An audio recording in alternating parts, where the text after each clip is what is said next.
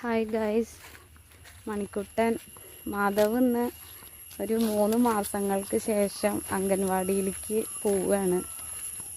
ഉന്തിത്തള്ളി വിട്ടിട്ടാണ് ഇപ്പോൾ പോകുന്നത് തന്നെ. കഴിഞ്ഞ ജൂണിൽ അംഗൻവാടിയിൽ ചേർത്തിയിരുന്നു.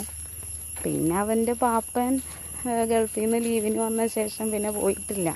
അംഗൻവാടിയിൽ കൊണ്ടാക്കും, കരഞ്ഞിട്ട് അതേ സ്പീഡിൽ ഇങ്ങോട്ട് പോരും.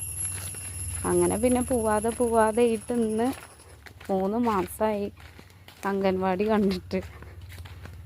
ഇപ്പോൾ ഇന്ന് പോവുകയാണ്. എന്താവുമെന്നറിയില്ല, എന്നാലും കൊണ്ടാക്കുന്നു. ഒരു ഹായ് പറഞ്ഞ സ്വത്തെ. ഹായ്. സന്തോഷത്തിലാണ്.